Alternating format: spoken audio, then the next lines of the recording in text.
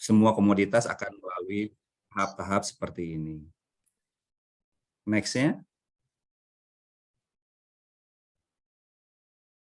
Nah, untuk tembaga sendiri, kalau kita lihat di tabel periode kimia, itu punya massa atomnya sekitar 63,5, kemudian di sini ada nuggetnya, nugget copper itu memang coklat, kemudian itu berbagai macam aplikasi, appliance ketika kita menggunakan sehari-hari untuk mostly untuk ya, kalau di sini gambarnya alat-alat perang gitu ya, seperti pedang, kemudian juga ada cincin mungkin di situ.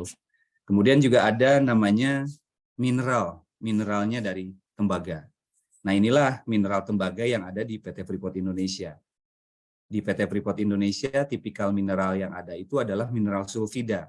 Kita menyebutnya porfiri, tembaga porfiri, yang berasosiasi dengan unsur emas dan juga perak.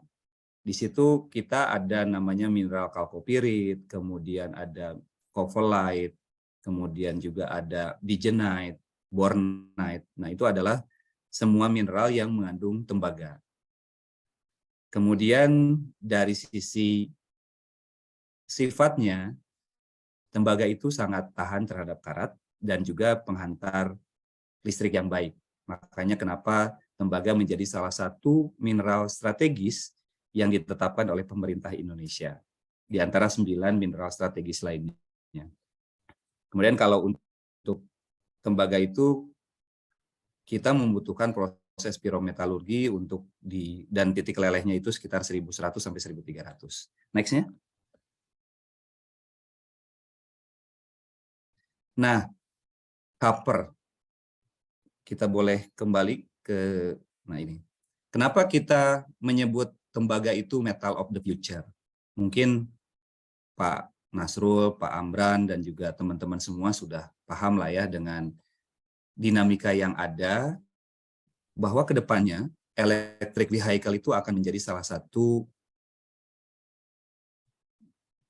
mobil yang akan berkembang cukup pesat. Dan di electric vehicle itu, salah satu komponen pendukungnya itu adalah tembaga gitu, karena di sana ada kabelnya, kemudian juga ada untuk baterainya, di mana copper tersebut seperti yang tadi sudah disampaikan itu tahan terhadap karat dan juga merupakan konduktor yang sangat baik gitu ya. Jadi selain itu juga kenapa tembaga itu bisa kita katakan sebagai future metal gitu, karena kedepannya teknologi semua yang berkaitan dengan clean energy, baik itu yang akan berkaitan dengan power plant yang bersumber pada angin, kemudian solar, electric vehicle, dan sebagainya, itu pasti akan membutuhkan copper. Kemudian sekitar 65% lebih penggunaan copper di dunia ini itu adalah untuk mentransmisikan electricity seperti yang tadi sudah disampaikan. Copper itu adalah logam atau metal yang paling baik mentransmisikan elektrik. Kemudian juga copper ini juga akan membantu dekarbonisasi. Saat ini kita memang masih menggunakan batu bara sebagai sumber listrik kita atau power plant kita. Mungkin sekitar 70% saat ini batu bara masih menjadi power plant kita ya. Tetapi ekses dari power plant yang berbasis batu bara itu adalah adanya karbon. Nah, inilah yang sedang digalakan oleh dunia gitu ya, di dunia ini dengan ESG-nya. Dengan ESG-nya, Environmental, Social, and Governance gitu ya. Ini kita bertujuan tahun 2030 itu bisa mereduksi carbon emission. Nah, untuk mendapatkan atau mencapai tujuan ini, copper menjadi salah satu hal yang paling penting. Oke, next.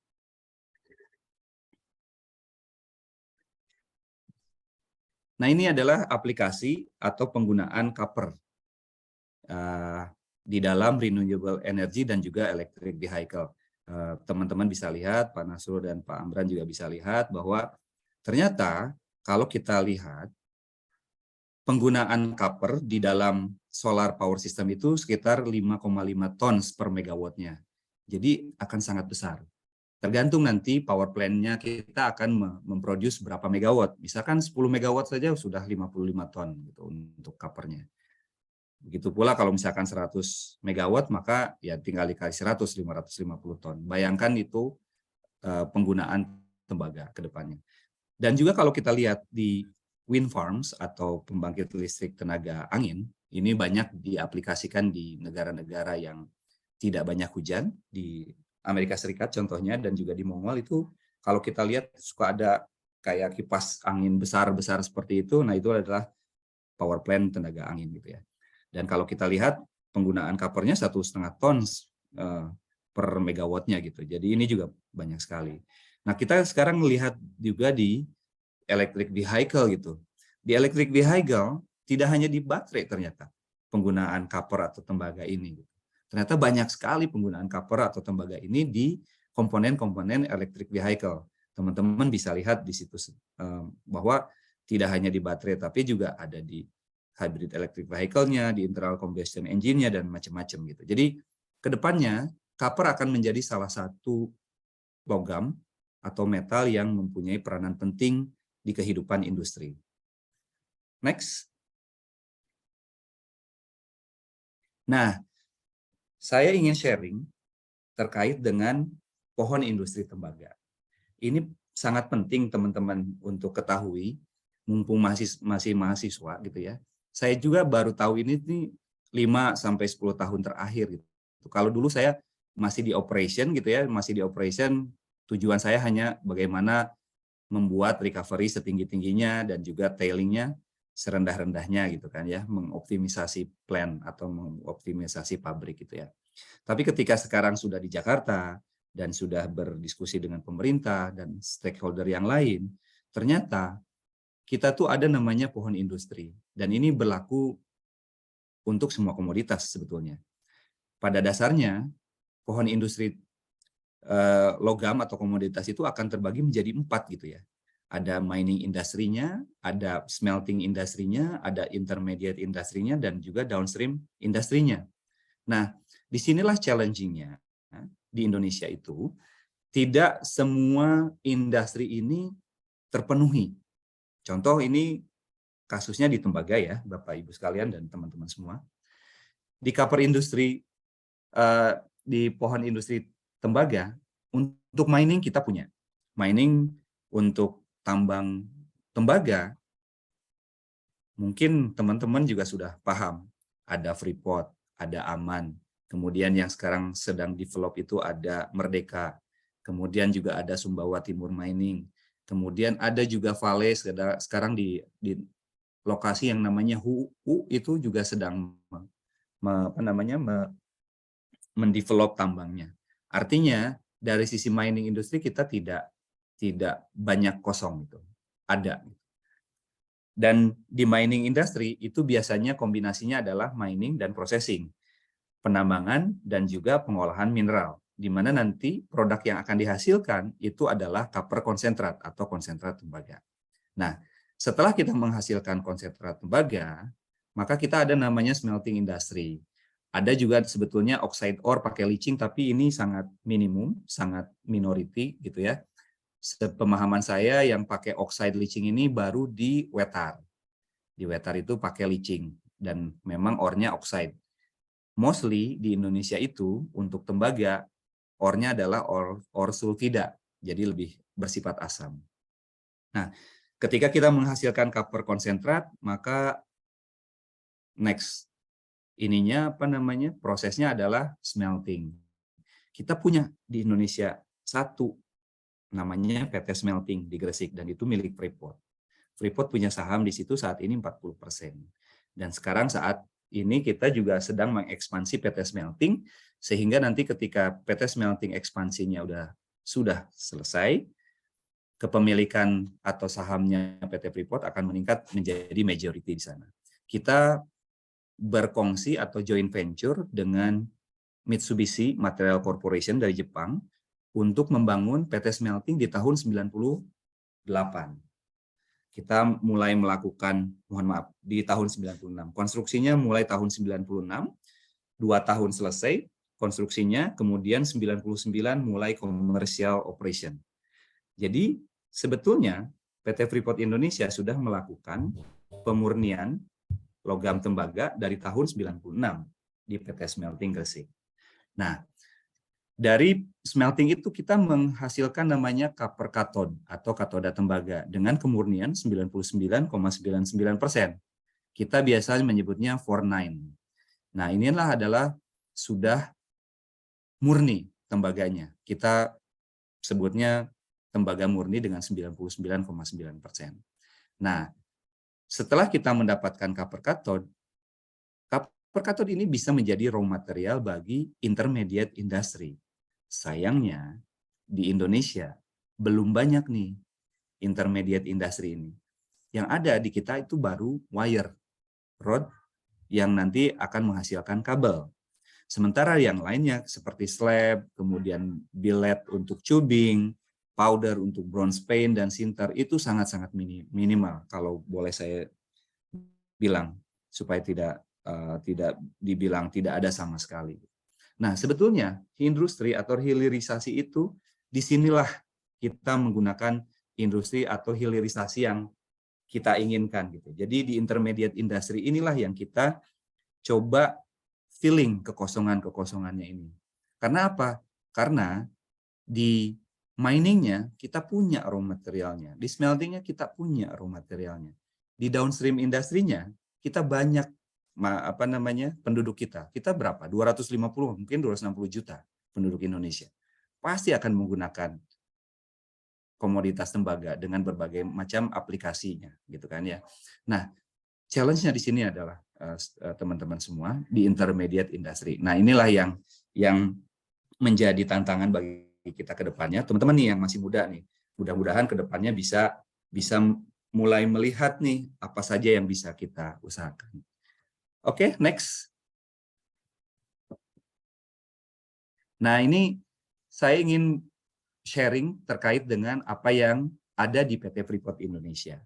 Di PT Freeport Indonesia, seperti tadi yang sudah saya sampaikan, itu kegiatannya ada mining dengan produksinya ore, kemudian ada processing dengan produknya adalah konsentrat tembaga, dan juga refining.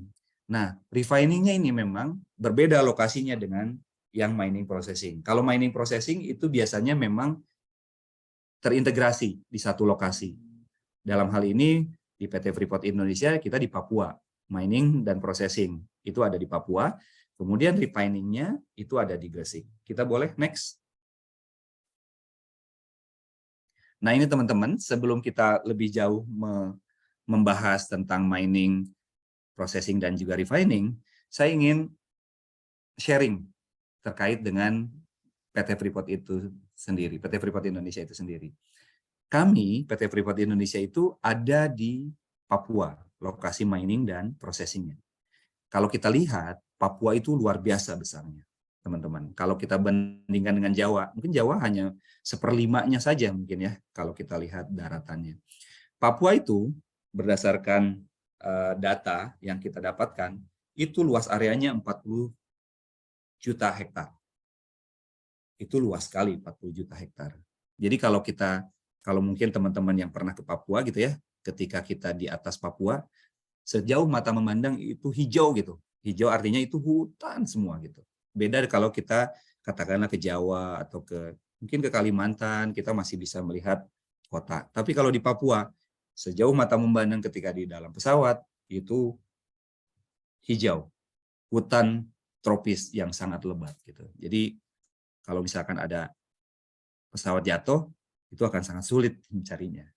Nah, kita, PT Freeport Indonesia, mendapatkan ada namanya izin usaha pertambangan khusus dari pemerintah, dengan luas area proyek itu sekitar 10.000 hektar. Kalau kita bandingkan areanya PT Freeport Indonesia terhadap luas area Papua secara keseluruhan, itu hanya 0,02%. Jadi kami hanya di 0,02%-nya area Papua, di mana kami mendapatkan ada namanya area penunjang. Area penunjang ini adalah untuk mendukung aktivitas pertambangan kami. Kalau pertambangannya kita tidak boleh lebih dari 10.000 hektar ini areanya.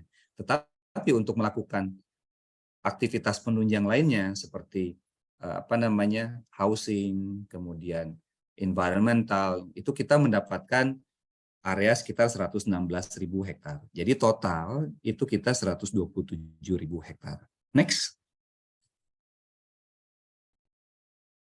Nah, ini kondisi geografisnya, teman-teman semua di PT Freeport Indonesia. Kita ini beroperasi di wilayah yang sangat remote, yang sangat terpencil, dan juga challenge-nya sangat luar biasa kompleks. Area kita yang tadi area penambangan dan juga area penunjang itu ada di elevasi 0 meter sampai ke 4.200 meter. 4.200 meter itu dulu kita punya tambang terbuka Grasberg yang saat ini sudah kita tidak lanjutkan penambangannya karena kondisi geoteknikalnya sudah tidak memungkinkan, tetapi kita sekarang pure 100% melalui underground mining atau tambang bawah tanah. Tambang bawah tanah kita tuh sekitar di antara 3.000 sampai 4.000 meter elevasinya di atas permukaan laut. Kemudian setelah kita tambang, maka kita akan melanjutkan prosesnya ke processing atau pengolahan mineral di pabrik pengolahan yang kita sebut biasanya mill. Nah, mill itu di elevasi sekitar 3.000 meter. Kemudian kita punya housing, tempat kita tinggal, tempat kita dan keluarga kita tinggal, namanya Tembagapura, ada di area 2.000 meter.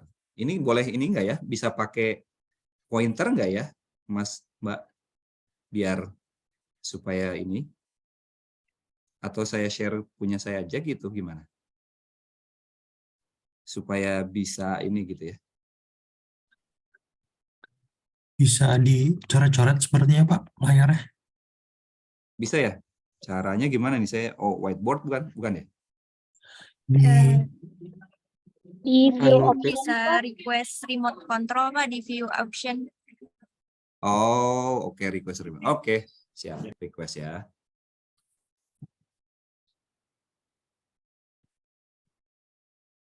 Hilang ya? Iya, udah hilang.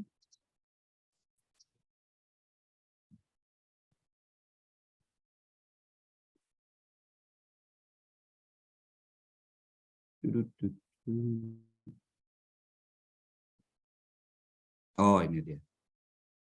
Bisa kelihatan nggak mau saya? Iya Pak, terlihat Pak. Lihat ya. Oke. Nah, di 2.000 meter ini di atas permukaan laut itu ada namanya Kota Tembagapura, di mana sekitar 28.000 orang tinggal di sana. Di sana ada tempat untuk sport, tempat untuk membaca, perpustakaan, semua ada di sana, termasuk juga ada namanya supermarket gitu ya, untuk memenuhi kebutuhan teman-teman atau yang ada di sana. Kemudian kita turun ke bawah di elevasi sekitar mungkin 700-800 meter di atas permukaan laut, kita ada namanya Kuala Kencana. Sama Kuala Kencana juga seperti Tembagapura, tempat tinggal para karyawan yang memang kegiatannya adalah di lowland. Kita menyebutnya ada lowland dan juga ada highland. Kemudian di Timika kita juga punya ada namanya Bandara Moses Kilangin. Kemudian di elevasi sekitar 100 sampai 200 meter di atas permukaan laut, kita punya namanya pabrik pengeringan. Karena konsentrat yang kita hasilkan di pabrik pengolahan ini, itu akan dipompakan dalam bentuk slari, sekitar 65% solid sampai 70% solid kita pompakan. Di awal dipompa, kemudian melalui gravity, itu akan masuk atau dialirkan ke pabrik pengeringan. Dan di sana kita akan keringkan konsentrat tersebut sehingga moisture-nya hanya sekitar 9-10%. Setelah itu baru kita kapalkan ke smelter-smelter yang ada di dunia ini. Next.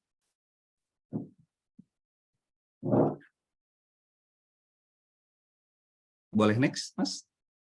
Nah, ini sebetulnya penjelasan dari yang tadi, Bapak Ibu sekalian. Jadi di PT Freeport Indonesia itu ada 3 kegiatan utama. Ada mining, ada processing, dan refining. Di mana mining dan processingnya itu di satu lokasi di Papua.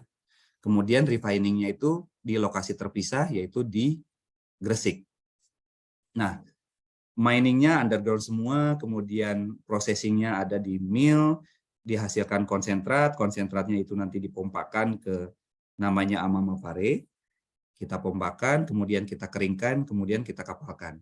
Untuk tailingnya kita juga ada namanya pemanfaatan tailing.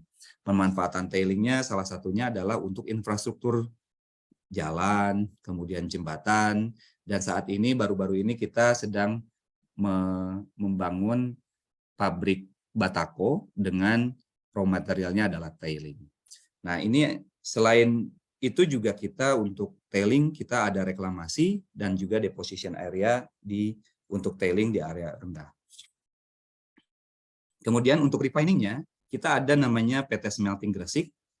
Di sana akan ada proses smelting, akan ada proses converting dan juga refining itu sendiri, di mana produk utamanya yang kita hasilkan adalah copper cathode. Copper cathode itu seperti ini, Bapak Ibu sekalian, teman-teman. Jadi ini lempengan atau lembaran-lembaran tembaga dengan kemurnian 99,99%. Ini beratnya sekitar 1 ton, satu lembarnya itu.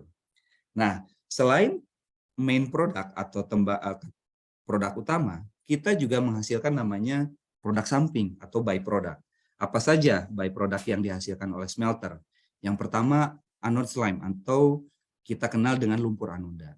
Nah, lumpur anoda inilah yang kandungan emasnya cukup signifikan. Kalau di konsentrat tadi kandungan emasnya hanya sekitar 20-25 ppm atau gram per ton. Jadi dalam 1 ton konsentrat itu emasnya hanya 25 gram. Nah, kalau di anode slime ini emasnya itu bisa sampai 1%. 1%.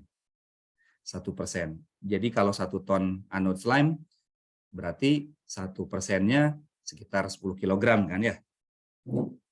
Jadi 10 kg emas seperti itu. Nah, selain anode slime atau lumpur anoda, byproduct yang lain adalah slag. Slag ini adalah perak dan ini diperlukan oleh pabrik semen sebagai pengganti pasir besi.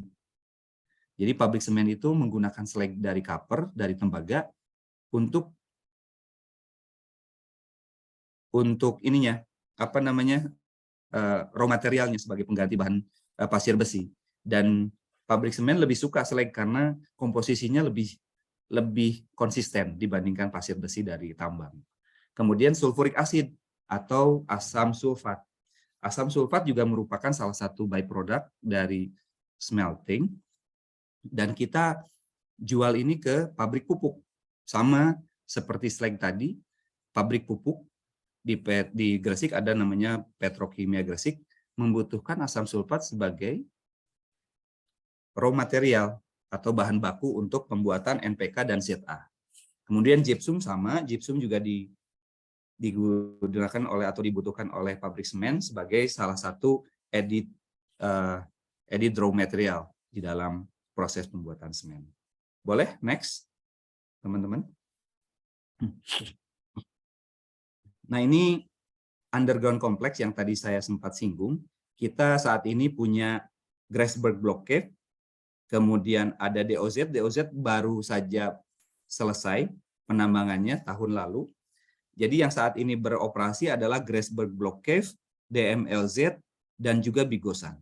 Kucing liar ini masih dalam proses development karena sifatnya yang berbeda dengan cadangan yang lain. Kucing liar ini sulfidanya sangat-sangat tinggi dibandingkan yang lain. Makanya kita terus melakukan studi bagaimana cara memproses cadangan kucing liar ini. Next. Ini adalah proses mineral processing secara umum. Itu akan melalui crushing dan grinding, kemudian ada flotasi. Flotasi itu juga teman-teman pasti sudah paham, mengapungkan. Jadi klasifikasi dengan cara pengapungan, kita induce udara ke sana, kemudian kita tambahkan zat aditif yang namanya frotter supaya udaranya kuat, dan juga kita tambahkan kolektor sehingga material-material yang ingin kita ambil itu menjadi hidrofobik atau tidak suka air, sehingga dia akan menempel ke dalam menempel pada gelembung-gelembung yang dihasilkan oleh agitasi. Kemudian setelah flotasi itu di regrind lagi, ini adalah untuk memperluas lagi area permukaan, luas permukaannya si material, kemudian di cleaner flotation. Nah, di cleaner flotation inilah ditingkatkan grade dari covernya. Dan tadinya di rougher flotation itu mungkin sekitar 10% menjadi sekitar 25%. Nah, semuanya tailingnya itu akan menjadi final tail dan akan kita alirkan ke deposition area. Next. Kalau tadi kita melihat flowchart atau proses di mineral processing-nya atau pengolahan mineralnya, nah ini adalah flowchart proses untuk di refining-nya. Jadi konsentrat yang tadi kita sudah keringkan maka akan dikapalkan, kemudian setelah dikapalkan akan tiba di smelter, maka akan dimasukkan ke dalam pabrik peleburan, ditambahkan flux itu zat aditif gitu ya untuk mempercepat proses. Nah, kemudian di pabrik peleburan tersebut kita melting semua terak atau material-material yang tidak kita inginkan itu akan mengapung. Beda dengan flotasi, kalau di peleburan yang mengapung itu adalah material-material yang tidak kita inginkan, sementara yang tembaga dan emasnya itu akan di bawah, kemudian dialirkan, ada namanya ke pabrik pemurnian tembaga. Nah, dari pabrik pemurnian tembaga ini nanti ada katoda tembaga sebagai produk utama. Kemudian dari peleburan yang tadi mengapung itu akan ada namanya terak tembaga atau slag. Kemudian dari pabrik pemurnian ini yang mengendap di dalam sel-sel refining itu adalah lumpur anoda. Saat ini lumpur anoda kita ekspor ke Jepang. Tetapi mulai tahun 2024 kita akan proses di Indonesia di Gresik. Karena PT Freeport Indonesia saat ini juga sedang membangun namanya PMR, Precious Metal Refinery, di mana produk atau bahan bakunya adalah lumpur anoda. Nah, PMR itu nanti Pak Nasrul, Pak Amran, dan teman-teman itu akan menghasilkan logam emas batangan pure 99%. Jadi seperti logam mulia nantinya. Nah, kemudian untuk yang asam sulfat, kan ketika ada peleburan kita akan menghasilkan gas SO2. SO2 kita tidak boleh buang ke environmental atau ke lingkungan. Jadi kita akan tangkap SO2 tersebut, kemudian ditangkap di pabrik asam sulfat untuk kita convert ke asam sulfat dalam bentuk cair. Dan ini akan dimanfaatkan oleh pabrik pupuk.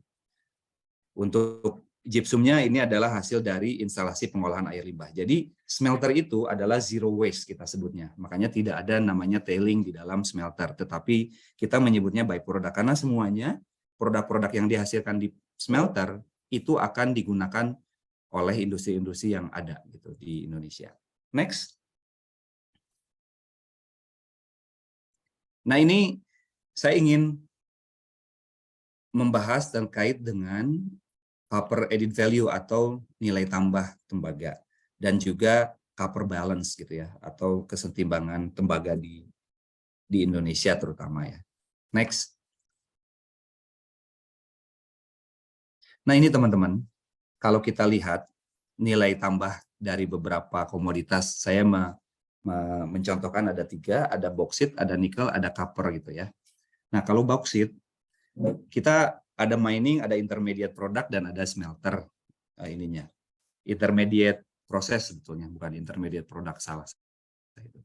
Nah, di intermediate proses itu, produknya ada copper concentrate untuk copper, ada nikel mate untuk nikel, dan juga ada alumina untuk boksit.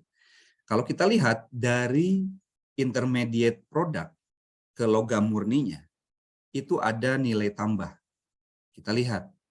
Boksit itu ada nilai tambahnya 40%. Nikel ada nilai tambah, 60%.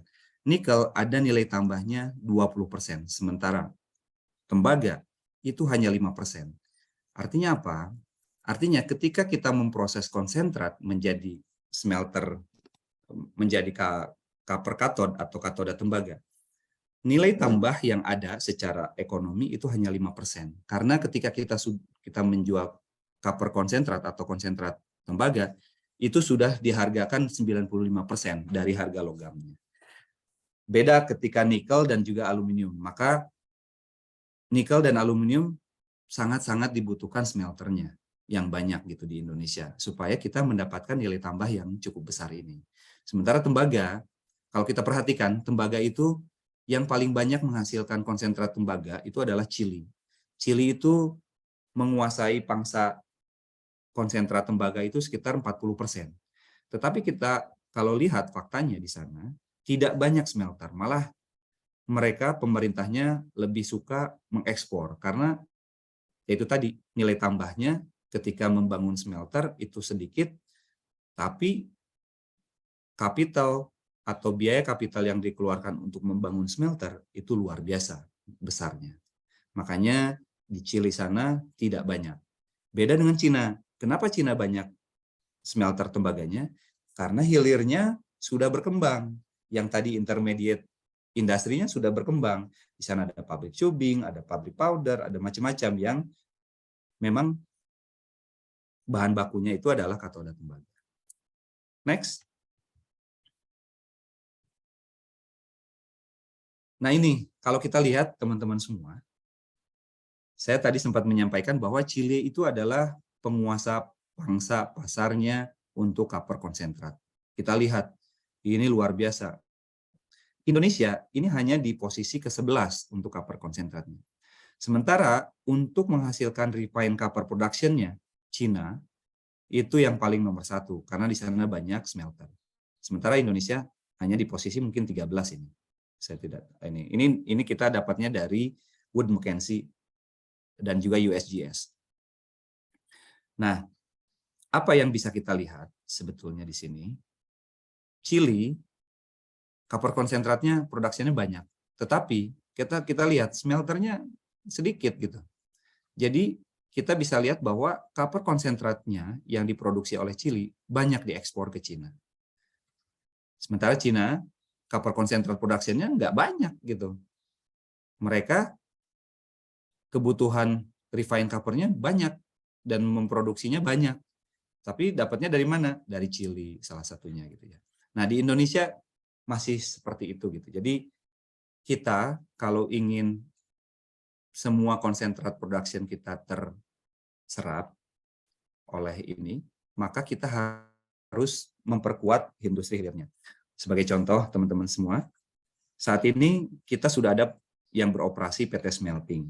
PT Smelting saat ini rata-rata produksi katoda tembaganya sekitar 250.000 ton. Data yang kita dapatkan dari Kementerian Perindustrian, hanya 50% atau sekitar 125.000 ton yang diakomodir atau diserap oleh domestik, yaitu di industri kabel. Sementara 125.000-nya kita ekspor. Artinya apa? Artinya intermediate industry yang saya tadi sampaikan itu perlu kita tingkatkan kembali gitu ya, untuk bisa mengakomodir atau menyerap produksinya dari smelter-smelter yang ada di Indonesia. Saat ini smelter tembaga yang ada di Indonesia cuma 1. Tetapi tahun 2024-2025 akan bertambah 2. Satu dari PT Freeport Indonesia yang saat ini juga membangun smelter baru, dan juga PT Aman. Mereka juga sedang membangun smelter yang baru. Nah, dengan kondisi seperti itu di atas kertas, di mana faktanya saat ini 50% produksinya PT Smelting diekspor, maka ketika nanti ada smelter baru yang beroperasi, yang dua smelter tersebut, maka bisa kita pastikan kalau intermediate industrinya belum tumbuh, maka kita bisa pastikan katoda tembaga yang dihasilkan itu akan diekspor. Nah, itu sayang gitu. Sementara ketika memproduksi katoda tembaga itu kita ada subsidi dari tambang, namanya TCRC, Treatment Charge, Refining Charge. Jadi itu adalah subsidi dari tambang ke smelter untuk membantu proses produksi. karena proses produksinya mahal gitu ya. Next. Nah, ini saya ingin memperlihatkan sebaran copper smelter atau smelter tembaga yang ada di dunia. Tahun 2000-an itu ada sekitar 120 atau 130 smelter tembaga yang ada di dunia. Tahun 2020-an itu berkurang. Saat ini mungkin hanya sekitar 115. Kenapa hal ini bisa terjadi? Satu, yang bisa menyebabkan ini terjadi karena TCRC-nya rendah. Smelter sangat struggling untuk membiayai proses produksinya mereka. Kenapa? Karena nilai tambah yang mereka dapatkan itu tidak sebesar di nikel ataupun boksit yang tadi saya sudah sampaikan. Hanya 5% gitu. Jadi margin keuntungan mereka itu hanya 5%. Nanti di slide terakhir kita akan sharing berapa sebetulnya NPV ketika kita membangun sebuah smelter tembaga gitu ya. Faktanya tahun 2020-an ada sekitar 10 smelter di dunia yang tutup. Salah satunya karena tidak kuat dengan ongkos produksinya. Yang kedua, karena mereka tidak dapat raw materialnya, yaitu konsentrat tembaga. Kenapa bisa seperti itu? Next. Nah, ini ada gap, Bapak Ibu sekalian dan teman-teman. Ada gap antara konsentrat production dengan smelter capacity. Smelter kapasitas yang ada di dunia ini, yang menggabungkan kapasitas smelter-smelter yang tadi, itu tuh gapnya besar. Ada 5 juta ton, sekitar 5 juta ton gap yang kelebihan gitu. Artinya demand-nya lebih banyak 5 juta ton dibandingkan supply-nya. Supply-nya itu adalah konsentrat. Nah, dengan begitu, si tambang itu, isi mining akan melihat mana nih yang bisa kita subsidi TCRC-nya yang paling kecil, itulah smelter yang bisa kita pilih untuk mensuplai konsentrat production-nya. Makanya banyak smelter yang ada di dunia ini tutup gitu ya. Kita bisa lihat gitu, smelter kapasitasnya yang orange ini. Sementara konsentrat production yang hitam. Ini ada ekses sekitar 5 juta ton copper konsentrat. Ketika ini terjadi, maka ada beberapa smelter yang tidak akan mendapatkan bahan baku. Indonesia mungkin aman, karena bahan bakunya cukup nih untuk smelter-smelter. Tapi smelter-smelter yang tidak punya tambangnya, kayak di Thailand, itu tutup tahun 2018 seingat saya. Dia tutup karena dia tidak mendapatkan konsentrat. Gitu ya. Filipina masih ada. Jadi terus smelter yang ada di Eropa juga tutup karena tidak mendapatkan supply yang luar, karena juga itu compete gitu ya. Smelter-smelter itu akan berkompetisi.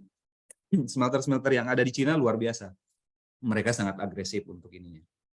Next. Nah, ketika kita membangun suatu smelter tembaga, ini akan sangat challenging buat kita semua. Kenapa? Karena kalau kita melihat dari sisi kacamata bisnis, kita melihat smelter tembaga itu ketika kita akan bangun, itu sangat tinggi capex-nya. Itu antara 6.000 sampai 10.000 US dollar per ton copper cathode yang dihasilkan. Nah, kayak tadi, smelter tembaga yang ada saat ini beroperasi PT Smelting dengan katakanlah 200.000 ton. 200.000 ton kali 10.000 itu sudah 2 miliar dolar untuk menghasilkan. Atau kecil-kecilnya 1,2 miliar dolar. Untuk kami, case-nya PT FI, kita sedang membangun smelter tembaga yang baru dengan kapasitas 1,7 juta ton konsentrat yang akan diproses, atau sekitar 500 ton copper cathode. Kita saat ini membudgetkan sekitar 3 miliar dolar. Kalau kita konversikan dengan rupiah yang sekarang, itu sekitar 45 triliun untuk membangun smelter tembaga. Tapi kita tetap berkomitmen, PT FI tetap berkomitmen sesuai dengan amanat IUPK yang di pemerintah dan dalam rangka juga mendukung hilirisasi tembaga yang ada di Indonesia.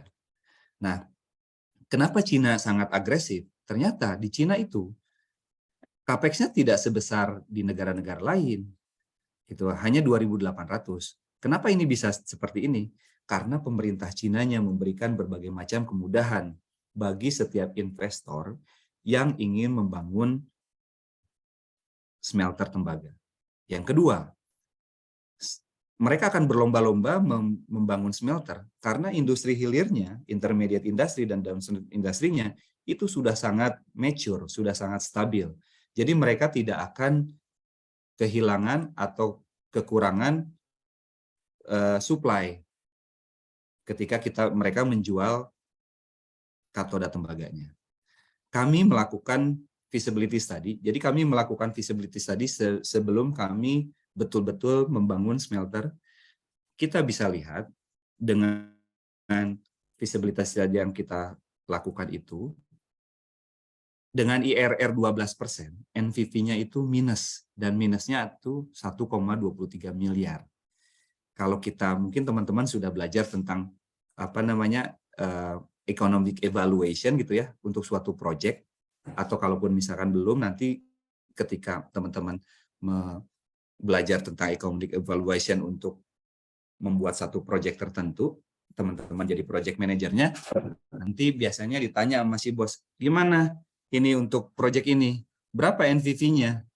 Kalau NPV secara rule of thumb, kalau NPV-nya 0 saja, secara industri atau bisnis, maka project itu tidak layak untuk dilanjutkan.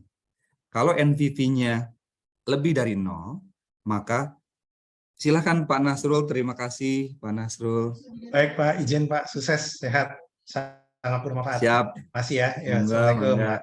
Bapak Ibu. Waalaikumsalam. Terima kasih Pak Dekan. Terima kasih Pak Kamran, kasih. Kak Prudi ya. Salam buat semuanya, sehat. Oke, izin ya. Ya, Ya, terima kasih. Assalamualaikum. Waalaikumsalam warahmatullahi wabarakatuh. Jadi ketika NPV-nya itu di bawah 0, ataupun ketika NPV-nya 0, maka suatu proyek itu tidak layak untuk dilanjutkan.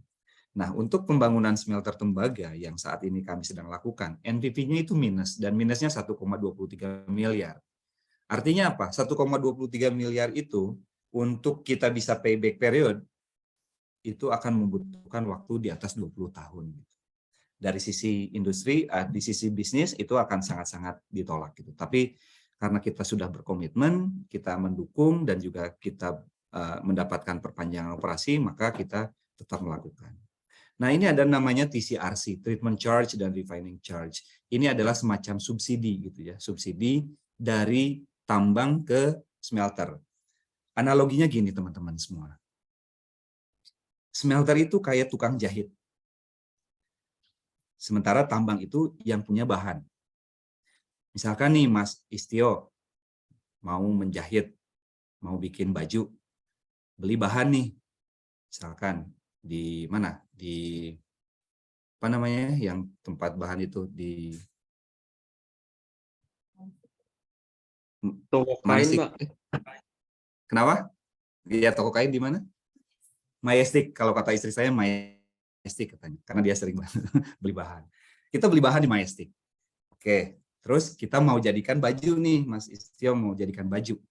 Kan kita pasti datang ke tempat ini kan, ke tempat jahit kan. Kita tanya, berapa untuk menjahit jadi satu baju? Misalkan 200.000 atau 300.000. Nah, itulah TCRC-nya. 200 atau 300.000 itu adalah TCRC-nya. Bahannya punya siapa? Tetap punya kita, tetap punya mining kan, yang punya bahan kan, gitu kan. Ketika bahan itu jadi baju dan kita jual, maka harganya akan berlipat-lipat kan ya, gitu. Nah itulah gitu analoginya TCRC. Jadi si smelter itu hanya mendapatkan, kita istilahnya mendapatkan ongkos jahit. Ya segitu aja gitu. Cukup nggak cukup terserah. Mau produksinya seperti apa, mau produksinya banyak, ya itu ongkos jahitnya.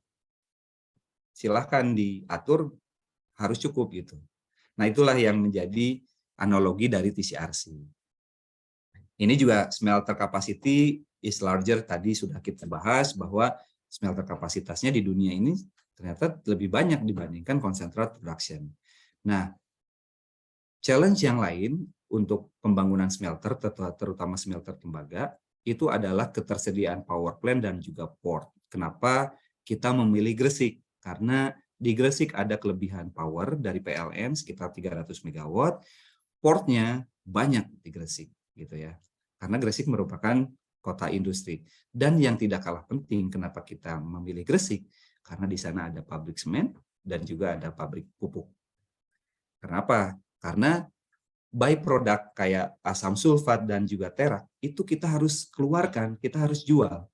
Kalau kita tidak bisa menjual byproduct itu, maka operasionalnya smelter akan berhenti.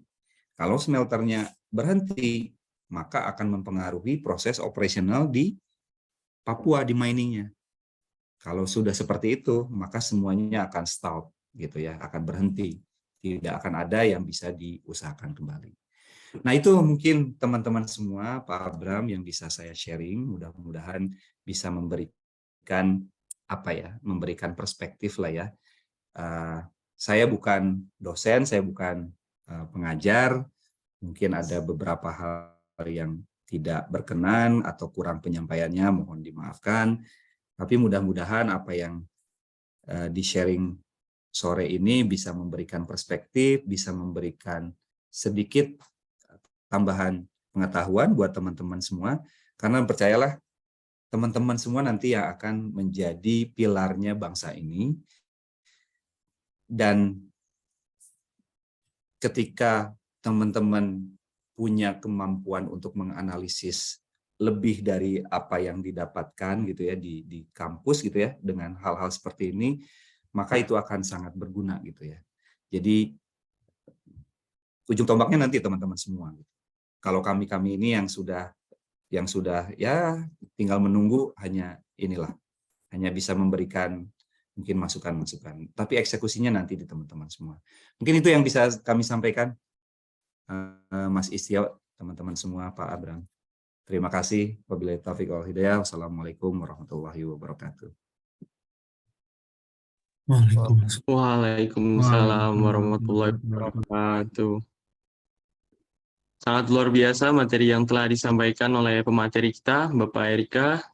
Terima kasih banyak kepada Pak Erika atas materi yang telah disampaikan. Semoga dapat menambah wawasan bagi kita semua. Amin. Baik. Memasuki segmen selanjutnya, yaitu sesi tanya-jawab. Kepada para peserta yang dipersilakan untuk menyampaikan pertanyaannya. Kemudian diawali dengan raise hand terlebih dahulu. Setelah itu akan saya sebut nama penanyanya. Kemudian kepada para penanya yang telah saya sebut namanya, untuk menyebutkan namanya kembali dan menyebutkan pertanyaannya pada pemateri kita. Baik, sesi tanya-jawab dimulai.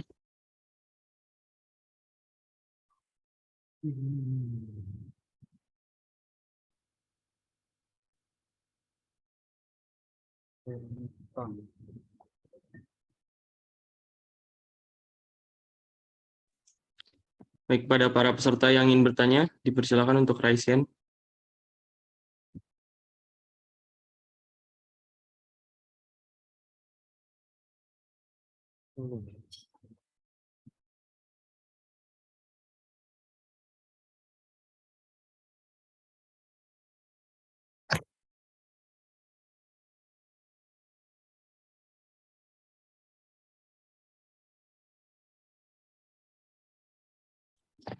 Baik, kepada Saudari Nur Aisyah, dipersilahkan untuk menyampaikan pertanyaannya.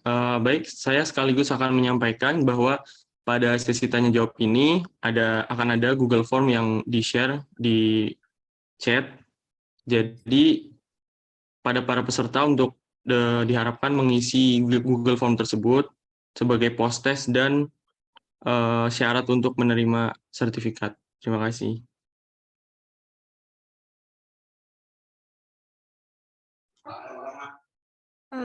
Iya, perkenalkan sebelumnya saya Nur Aisyah Sulkarima, angkatan 2019 dari jurusan Teknik Pertambangan. Sebelumnya saya ingin bertanya kepada Pak Erika. Tadi sebelumnya Pak Erika itu sempat menyebutkan bahwa tailingnya itu dipakai sebagai aspal pada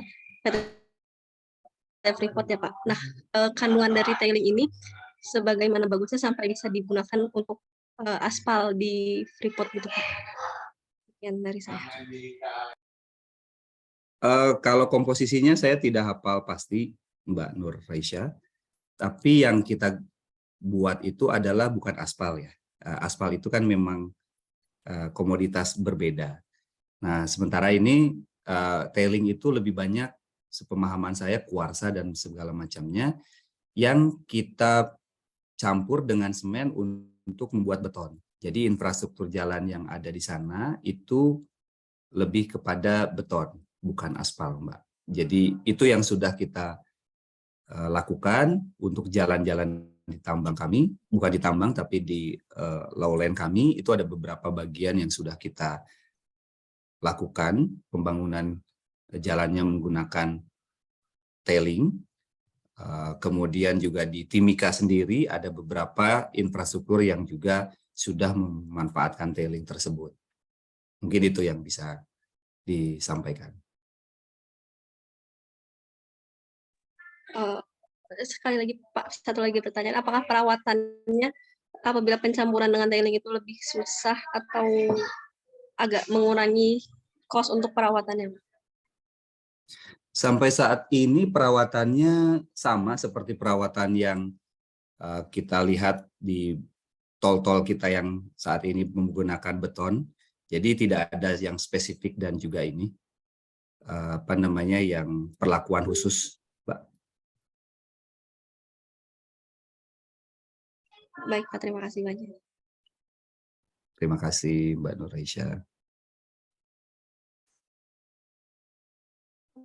Terima kasih banyak Pak Erika atas jawabannya. Untuk penanya selanjutnya, dipersilakan untuk Raisa.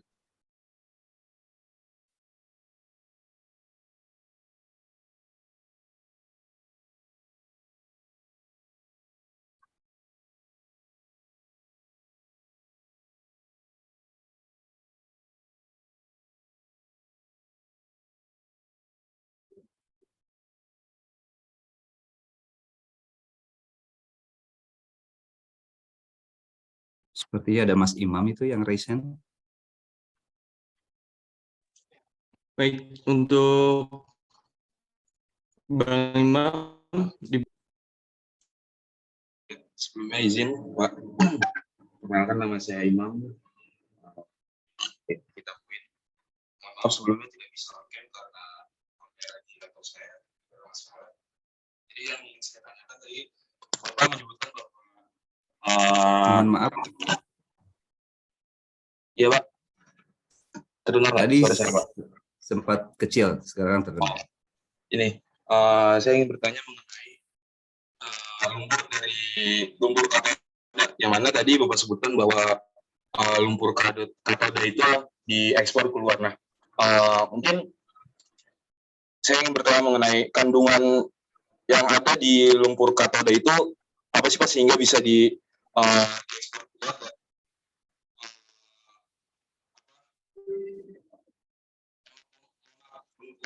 Suaranya hilang ya Mas Istio? iya, Bang Imam suaranya agak Imam bisa diketik aja. mungkin kalau mic-nya agak bermasalah bisa diketik aja, Bang. Oke. Bentar, saya ketik.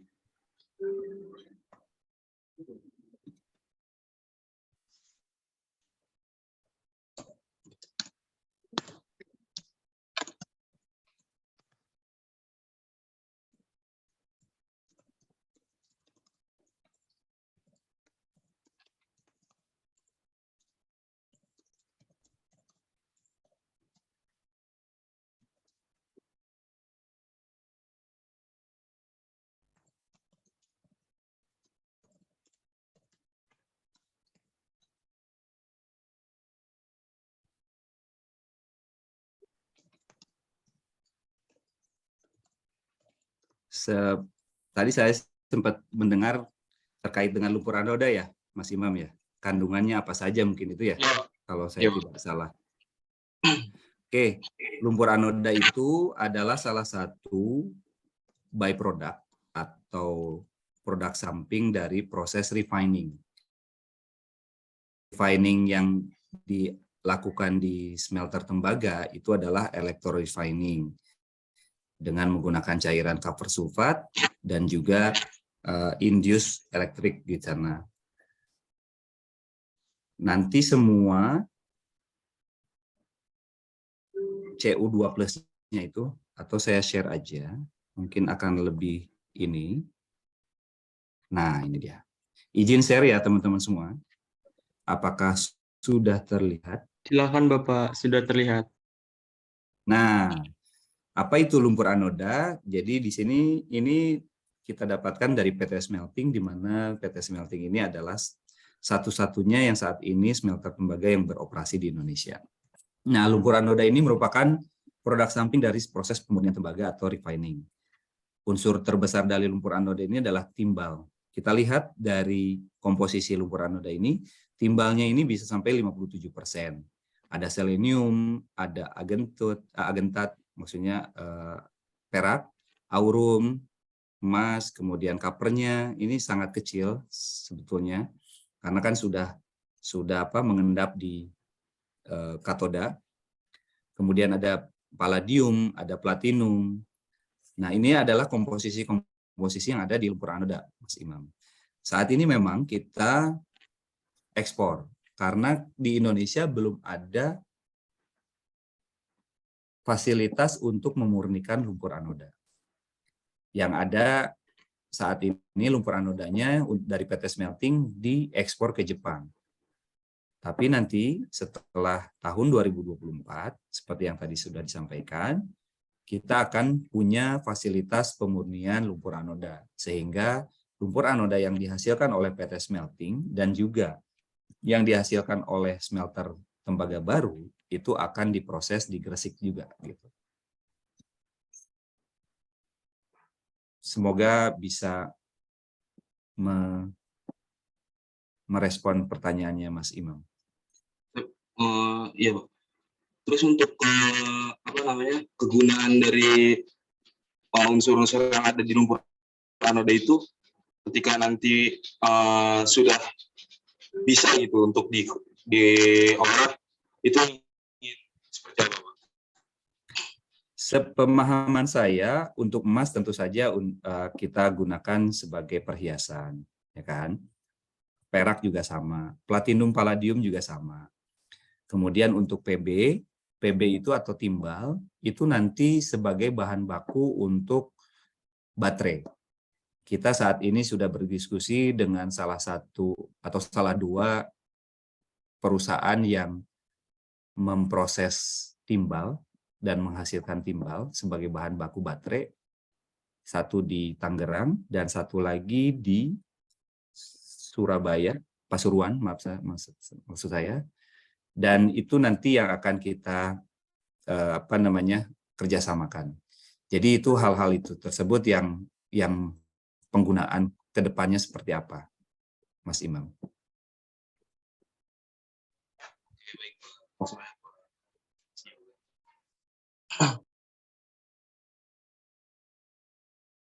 Baik, terima kasih banyak Pak Erika atas jawabannya. Untuk penanya selanjutnya, sudah ada yang raisen. Pada Sri Afifah, dipersilakan. Iya, baik. Terima kasih. Assalamualaikum warahmatullahi wabarakatuh. Pak Erika, Bang Kakak, dan teman-teman semua. Saya Sri Afifah, mahasiswa pertambangan 2021, izin bertanya. Bagaimana pandangan Bapak dari kacamata bisnis sebagai project manager smelter, walaupun MVP dari smelter tembaga Freeport Minus, di luar komitmen PT Freeport terhadap pemerintahan Indonesia, bagaimana target keuntungan dari pembangunan smelter tersebut? Terima kasih, Pak. Baik. Kalau kita berbicara tentang keuntungan smelter, marginnya kecil. Mungkin untung, tapi marginnya kecil, 5%. Dan 5% itu per tahun, gitu ya. Ketika kita melihat capex yang sangat tinggi, contohnya seperti ini, Mbak Sri Afifah. PT Smelting kita bangun tahun 96. Mulai beroperasi 99 dan baru sekali selama itu beroperasi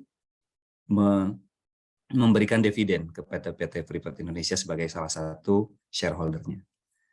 Dari situ kita bisa melihat, dari sisi bisnis, memang smelter ini adalah bukan cash cow, bukan sebagai fase di mana kita mengambil keuntungan besar.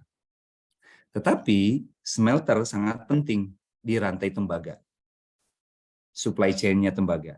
Kalau kita dilihat, pohon industri tembaga, tanpa adanya smelter, maka bahan tambang tembaga itu tidak bisa kita olah menjadi bahan untuk kehidupan sehari-hari, gitu ya.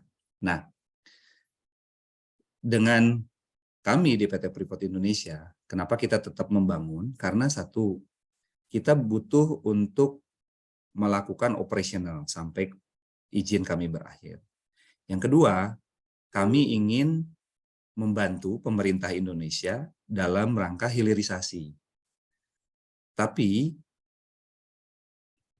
kami tidak bisa sendirian gitu dalam membangun. Semua stakeholder yang ada di Indonesia harus bahu-membahu. Gitu. Ada pemerintah sebagai regulator, ada kami sebagai business entity, gitu ya. Ada lagi juga yang harus bermain di intermediate industry. Kenapa? Karena Freeport itu kita hanya fokus dan core bisnisnya adalah mining, processing, dan refining. Nah, disitulah challenge-nya yang harus kita pecahkan bersama-sama ke depannya, gitu ya. Bagaimana si pohon industri yang ada itu bisa semuanya terpenuhi. Gitu.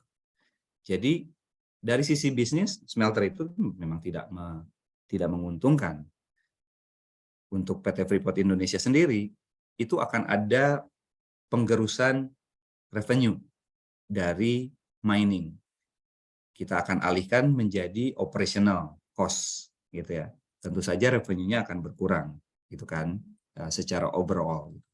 Kita tetap untung secara integrasi antara mining dan juga sampai refining-nya itu akan dari sisi kacamata bisnis akan tetap untung. Tetapi keuntungannya itu mungkin akan tergerus, gitu kan. Nah, kita bisa melihat lebih makro di sini. Kenapa pemerintah mengharuskan setiap komoditas itu ada smelter atau hilirisasi? Yaitu tadi, kita ingin mungkin kita ingin bertransformasi menjadi negara industri berbasis komoditas tambang, gitu ya. Contoh historically gitu ya, timah. Kita jual timah ke luar negeri, oleh mereka diproses, balik lagi ke kita, nilai tambahnya luar biasa. Sehingga kita mengeluarkan uang yang lebih dalam untuk memperoleh hasil dari proses tersebut. Contoh lain nih, tembaga aja.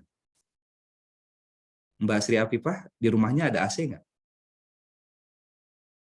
Ada. Ada berapa banyak? Ada 2. Ada 2 kan?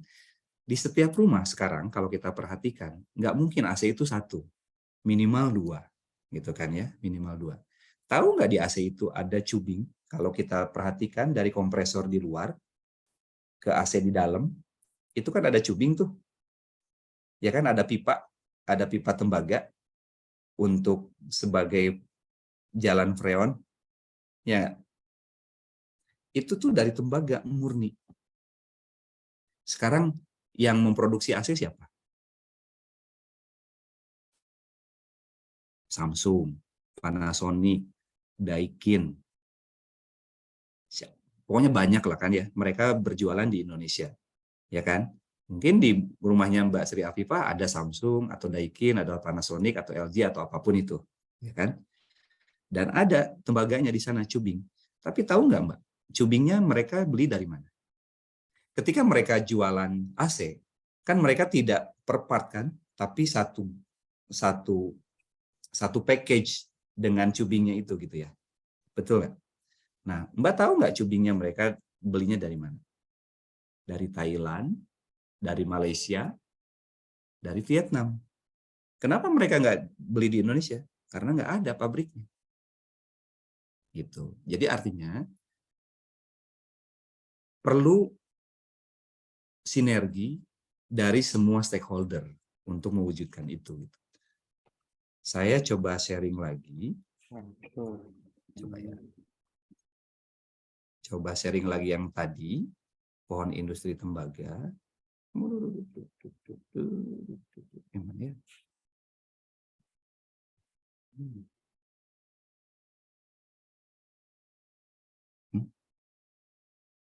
Sebentar. Kok tidak ada nih?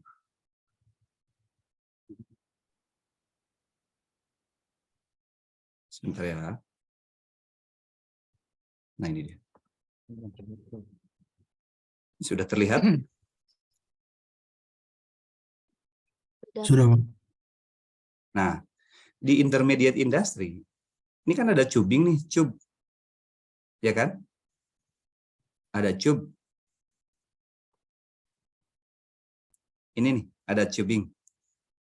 Kita tuh nggak punya tubing di sini. Coba sekarang kita analisis. Kita copper concentrate ada, copper cathode ada. Tapi industri-industri untuk menyerap copper cathode, ini kita tuh hanya punya ini nih, kabel di Indonesia. Kita nggak punya brospain, kita nggak punya sinter product, kita nggak punya tubing, kita strip slab, kita nggak punya. Artinya apa? Artinya ada kekosongan industri di sini yang seharusnya bisa mengakomodir atau menyerap hasil yang sudah di ini. Freeport itu hanya di sini, mining dan smelting industry. Di sini harus ada pihak lain yang mengusahakan. Tetapi pihak lain yang berinvestasi pun harus di cover oleh regulasi yang ada. Gitu. Coba bayangkan sekarang.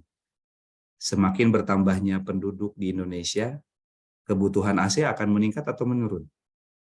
Mbak Sri? Meningkat, Pak. Meningkat. Kebutuhan tubingnya akan meningkat atau menurun? Meningkat juga. Nah, itu gitu. Maksudnya secara logika, harusnya kita punya bahan bakunya, kita punya tambangnya, kita punya bahan bakunya. Tetapi ketika masuk ke intermediate industry, karena kita nggak punya fasilitas, harus kita ekspor. Sementara menghasilkan copper cathode atau katoda tembaga, ada subsidi yang diberikan oleh mining ke smelting. Sekarang yang menikmati subsidinya siapa? Negara lain kan? Mereka menikmati subsidinya karena kita mengekspor copper cathode-nya atau katoda tembaganya. Nah, inilah nanti mungkin teman-teman sebagai generasi muda, yuk kita lihat. Ini baru baru satu komoditas tembaga.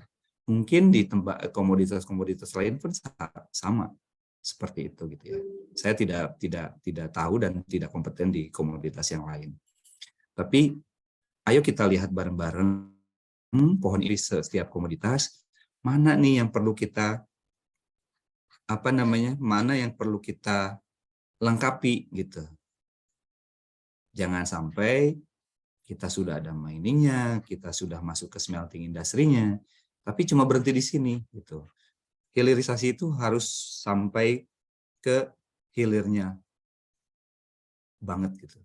Sehingga tahun 2045 ketika Pak Jokowi mencanangkan Indonesia menjadi salah satu negara ekonomi besar, itu bisa tercapai. Salah satunya dari sini ya. Itu salah satunya. Di samping yang lain-lainnya.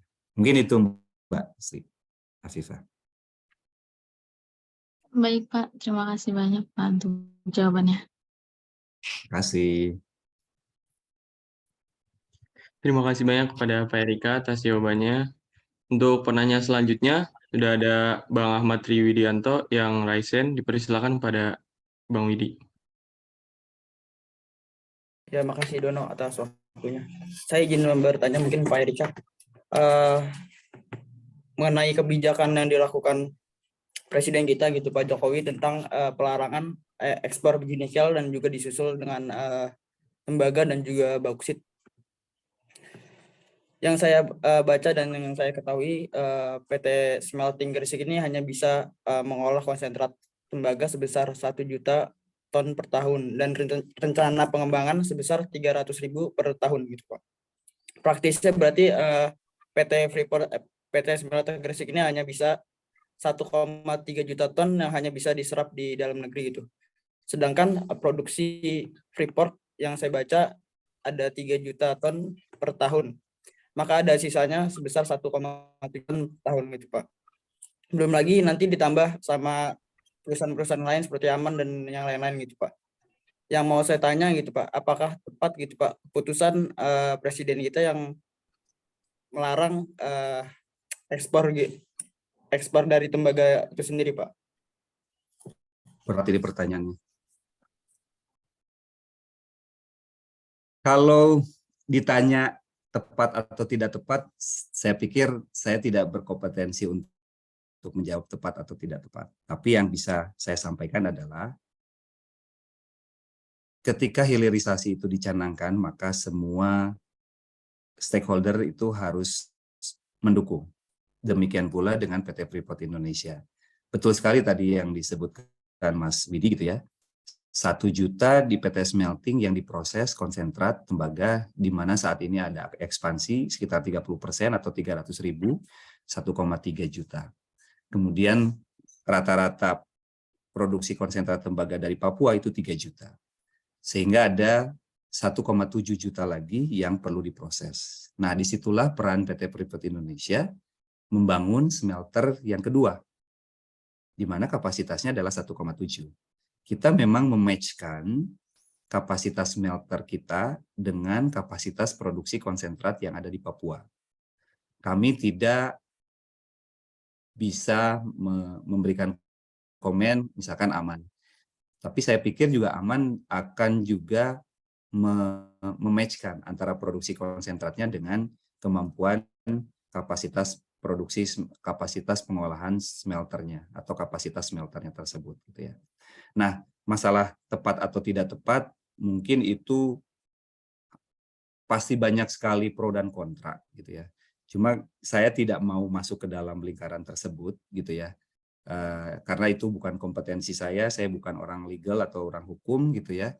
Yang pasti kami ini adalah bisnis practice bagaimana kami bisa tetap menjalankan operasional kami sampai ke tahun atau sampai izin kami selesai. Dan itu sudah menjadi planning kami, kenapa kami membangun 1,7 untuk mematchkan dengan kapasitas produksi konsentrat kami yang ada di Papua. Mungkin itu yang bisa kami sampaikan, Mas Widi. Baik Pak, terima kasih atas jawabannya Pak. Mungkin satu lagi Pak. Berarti kalau misalkan seperti itu, apakah 1,7 juta ini hanya dibiarkan di gudang atau bagaimana Pak? Pak tetap diekspor gitu? 1,7 ini kan nanti akan diproses ketika smelternya beroperasi di tahun 2024. Sementara ini kita tetap melakukan proses ekspor konsentrat yang 1,7. Karena kita tidak mungkin membiarkan atau menyimpan konsentrat segitu banyaknya tanpa menghentikan operasional tambangnya di Papua. Resikonya ketika kita berhenti tambang underground-nya atau tambang bawah tanahnya, kita kan mungkin teman-teman lebih paham karena teman-teman dari tambang. Kalau saya metalurgi, saya masuk ke jurusan teknik pertambangan tapi majoringnya memang di metalurgi. Cuma sepemahaman saya dari teman-teman saya yang bekerja di tambang bawah tanah yang ada di Freeport itu menggunakan metode namanya block caving. Block caving itu secara sederhana adalah diledakkan, runtuhkan, ambil, ledakan, runtuhkan, ambil. Nah, itu adalah proses yang harus terus kita jaga, tetap berkelanjutan. Karena resikonya kalau itu berhenti, satu aja berhenti, maka untuk melakukan penambangannya kembali akan dibutuhkan effort yang luar biasa, cost yang cukup tinggi, dan timing yang sangat lama gitu. Jadi resikonya besar sekali. Kalau sudah seperti itu, maka kita akan menjadi lose-lose, semua akan lose. Bisnis entity lose, negara juga akan lose karena kehilangan pendapatan negara dari pajak, dari PNBP, dari ekspor gitu kan, biaya ekspor. Dan juga yang tidak kalah signifikan akan menjadi resiko dari sisi sosial. Ketika itu berhenti, maka akan banyak sekali karyawan yang juga nantinya terdampak gitu ya. Mungkin itu Mas Widi. Baik Pak Erika, makasih untuk jawabannya Pak. Terima kasih Mas Widi. Terima kasih banyak kepada Pak Erika untuk menjawab pertanyaannya. Saya beri kesempatan untuk penanya terakhir karena keterbatasan waktu. Pada penanya terakhir, dipersilakan untuk Raisen.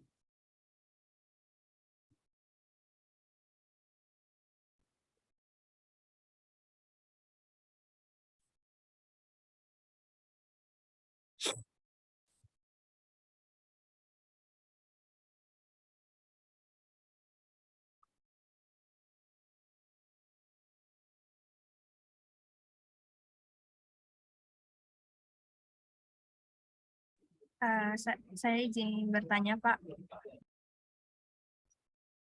Silakan Mbak. Tadi untuk limbah dari hasil pengolahan tembaga itu digunakan sebagai produk tambahan pembuatan beton seperti itu kan, Pak?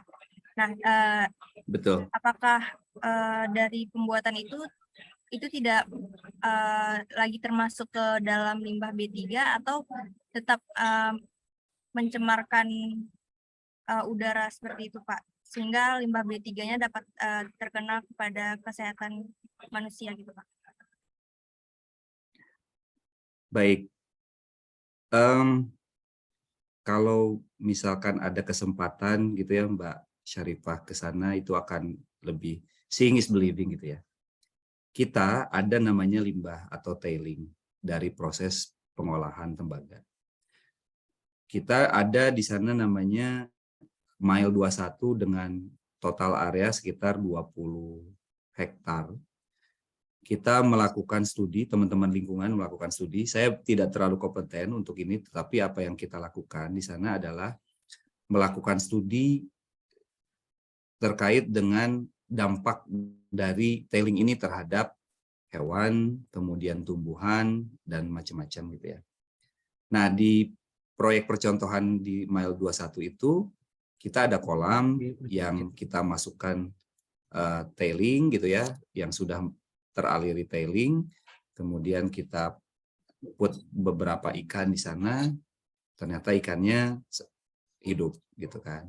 Kemudian lahan yang ada tailingnya kita juga jadikan proyek percontohan beberapa tumbuhan untuk kita lakukan reklamasi dan juga pertumbuhan gitu ya. Salah satunya melon itu tumbuh. Artinya apa? Artinya dari sisi kandungan tailing itu tidak secara klinis tidak berbahaya. Kita bukan seperti tambang yang menggunakan katakanlah HG itu apa? Air keras gitu ya. Jadi kita bahan kimia yang kita gunakan berbasis alkohol, di mana itu akan menguap dengan sendirinya. Tailing kita memang masuk ke dalam B3, tetapi bukan karena kandungannya, tetap B3-nya itu karena jumlahnya yang cukup masif. Nah, itulah yang menjadikan tailing kita sebagai B3. Ada namanya pemanfaatan tailing. Kita selalu berdiskusi dengan KLHK untuk pemanfaatan tailing, di mana salah satunya adalah hal yang tadi disebutkan, untuk infrastruktur jalan, kemudian jembatan, kemudian bahan baku untuk batako, yang nanti bisa dimanfaatkan untuk pembangunan rumah dan sebagainya gitu. Jadi itu yang beberapa effort lingkungan yang kita lakukan, Mbak Syarifah, di PT FI. PT FI adalah perusahaan yang selalu comply terhadap aturan. Kami tentu saja bekerja sama dengan pemerintah, berdiskusi dengan pemerintah, melihat regulasi yang ada, apa saja yang perlu kami comply, maka kami akan comply. Kami akan penuhi itu. Mungkin itu yang bisa disampaikan.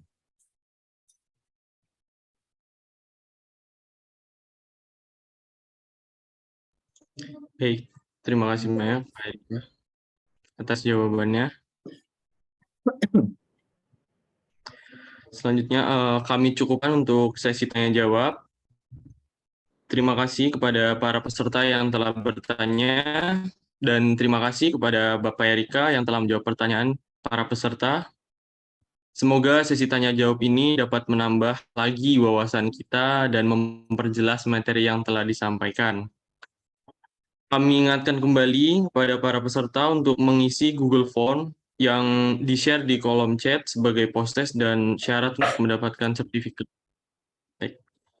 Kami tutup acara sesi tanya jawabnya. Untuk acara selanjutnya adalah penyerahan sertifikat oleh Ketua Pelaksana kepada pembicara diskusi pada hari ini. Kepada Bapak Erika, kami persilahkan untuk menerima sertifikat. Ya.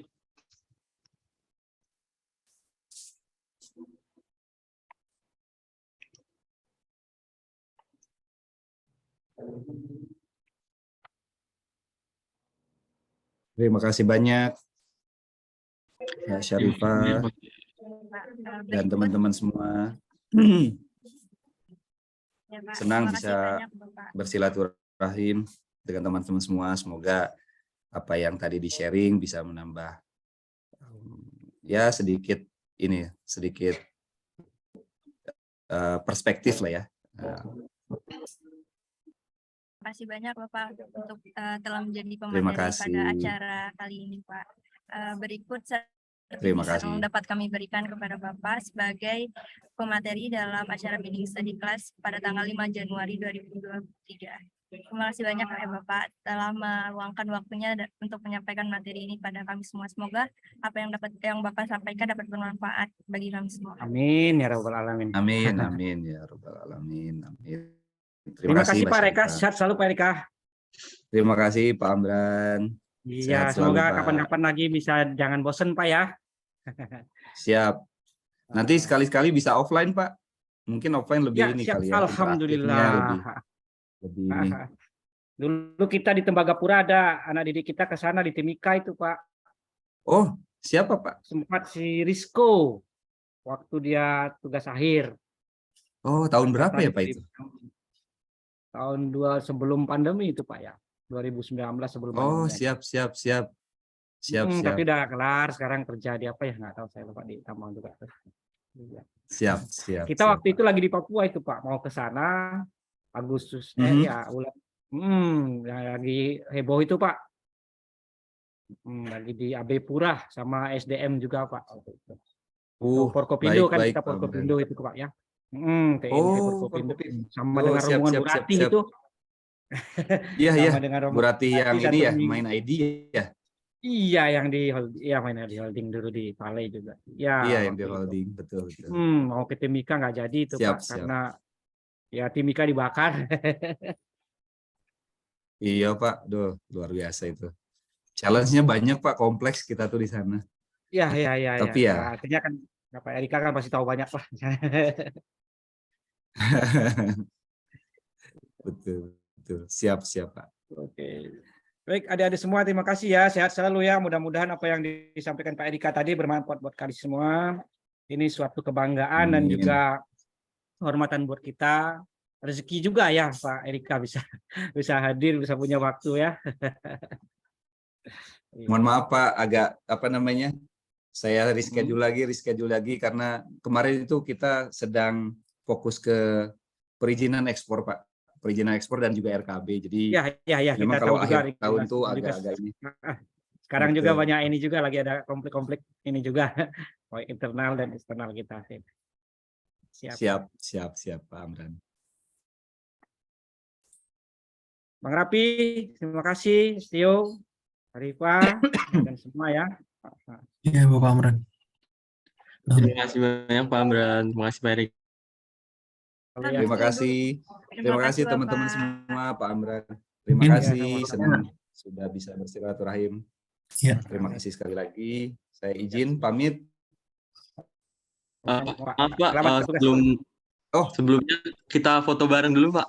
Oh siap foto bareng. Siap. Siap. Baik, Pada untuk para peserta diharapkan untuk panitia. untuk slide pertama akan dilakukan screenshot 1, 2, 3. Di slide kedua 1, 2, 3. Slide ketiga 1, 2, 3.